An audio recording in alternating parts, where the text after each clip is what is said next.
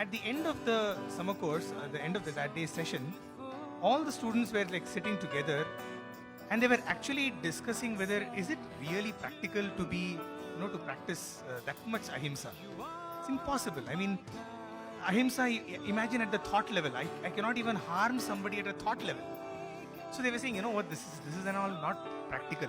This ahimsa is not practical. And while this discussion was going on, what this little sister was doing was, she was sitting on the lawn and she was plucking grass. Sitting on the lawn, that's what we generally do. Keep plucking grass and saying, ahimsa is not practical. Right? It was a very innocuous little act that she was engaged in. Eventually the discussion got over. They went to bed. Next morning, during Suprabhatam time, Swami walks in and calls the sister saying, come outside. Swami takes her to the rose garden in Trai and asks her, what were you doing yesterday evening after the talk? So she went back and she said, Swami, we were discussing about, ahimsa. And she thought, oh my God, she's caught now because she's going to get another lecture about ahimsa now. Okay? And then Swami said, no, I was not asking what you were speaking. I am asking what were you doing during the evening. She was not able to place what exactly Swami is referring to. And then Swami said, what were you saying during ahimsa? That it's not possible, and what were you doing? You were plucking out the grass. Oh yeah, Swami. I mean, just a side detail, right? Plucking out grass.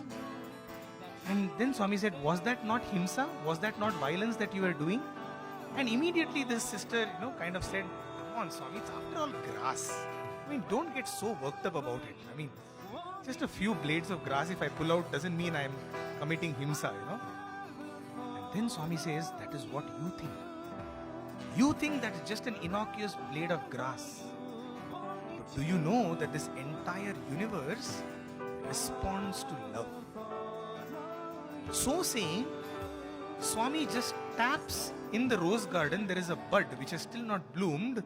Swami just taps the bud, and right in front of both of them, the entire rose, the bud, it blooms into a fully blossomed rose. She sees it right there, in front of her.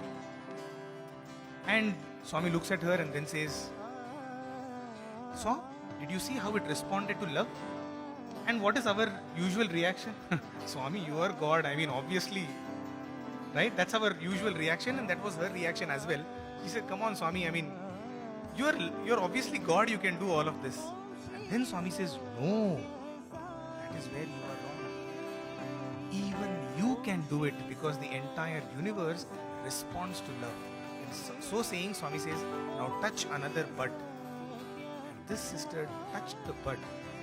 And in front of her eyes, the entire rose blossomed into a fully bloomed rose. And Swami said, this is how you also can channelize that love towards the entire universe and it will respond to you. That is what true ahimsa is. Ahimsa is the practice of love in day-to-day life. The non-violence refers to the non-violation of our thoughts, words and deeds. So all we need to do is to channelize that love that we have of Swami and pass it to the entire universe. And our universe consists of all those people who come into our ambit. That's all. Even if we are able to practice that. And that is what this next song talks about. Sai, I will follow you.